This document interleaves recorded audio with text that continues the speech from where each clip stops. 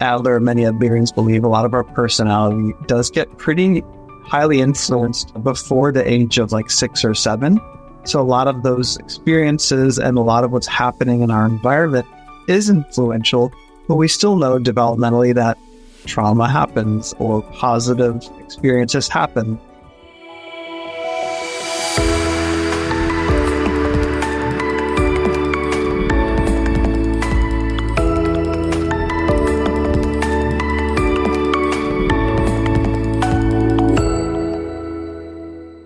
Welcome to Jagged Edge. It's a leadership podcast, and today we have Dr. Jon Sperry.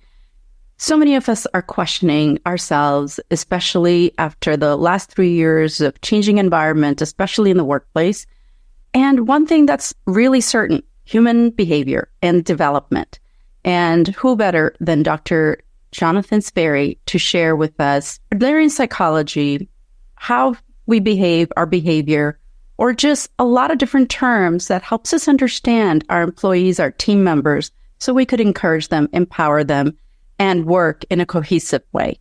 Dr. Jon Sperry, tell us a little bit about your background. Sure. Thanks for having me here today. I'm sitting here in South Florida, in Boca Raton, Florida, and I'm a clinical mental health counseling professor at Lynn University. So I've been teaching here for 10 years and really doing a lot of training of folks who are hoping to become mental health professionals. And before being in the teaching world, I was working as a mental health professional, like a therapist in substance abuse treatment programs, where I was doing talk therapy with individuals and group settings with folks with addictions, behavioral addictions, and substance-related addictions. So that's some of my background a little bit as far as therapy. And then over time, I worked in college counseling centers, doing talk therapy with students. And I've been working at Florida Atlantic University's counseling center for the past 15 years and really love that work and that population.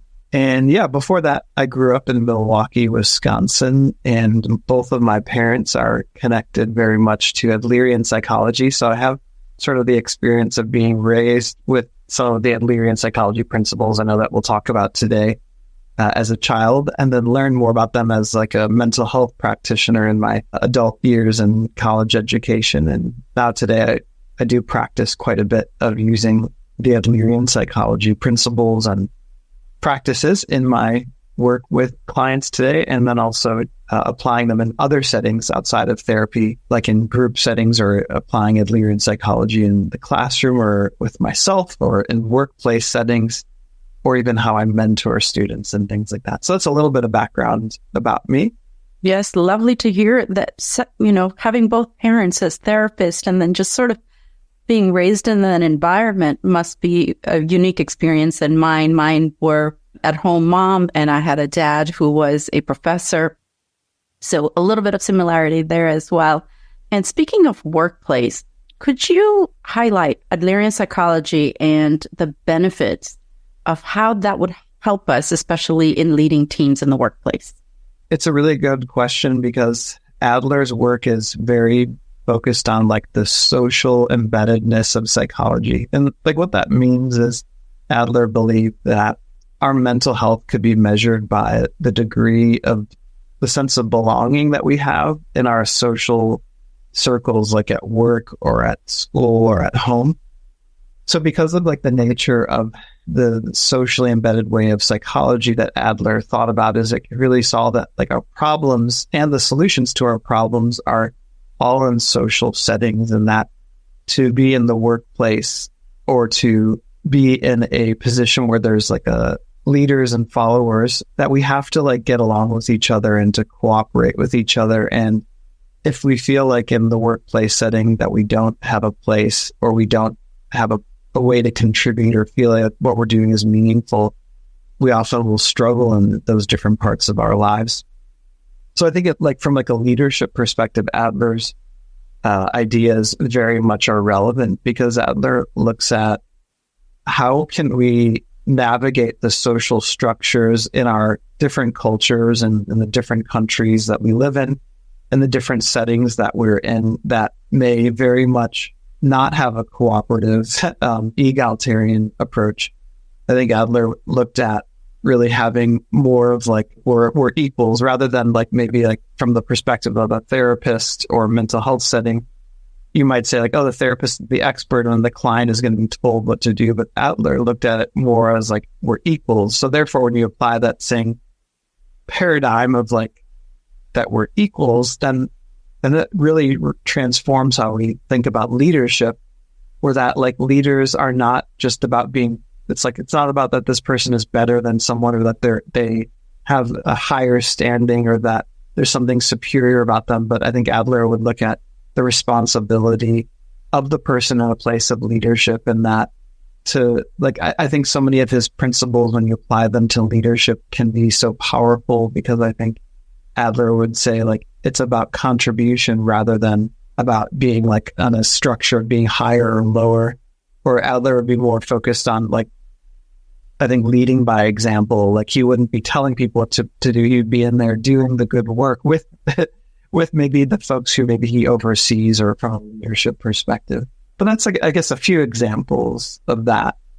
It sounds more like when we're equal, we're collaborating, we're teaching one another, we're learning from one another. It takes so much pressure off of having to have all the answers. And as leaders, we can use the strengths of each individual that are unique in our teams, and we can harvest that. And that just invites everyone to have a buy-in or a ability to contribute in a meaningful way. And when that happens, it brings that joy, inner satisfaction, and an ability to perform at your best. So that really makes perfect sense to me. So we talk about lifestyle in Adlerian psychology, and how does it play in terms of contribution, especially in the workplace that we were just talking about? So Adler's like concept of lifestyle, it looks at really our personality and the way that we show up in the different parts of our lives with the different people and the different problems that we may have. Maybe like a really short definition is like, lifestyle is like, how do I show up and solve the problems of life? And those problems could be in the workplace, they could be in my love relationship, in my family, in my community. And Adler's looking at like the idea of that our style of life or our lifestyle is a pattern, kind of consistent way that we often will show up and solve problems. And that doesn't necessarily mean like it's a typology of like there's one type of personality that always has to be in control or always has to be perfect or always needs to be the center of attention or be validated. It could be different facets of those personality pieces, like some of those examples that I just listed.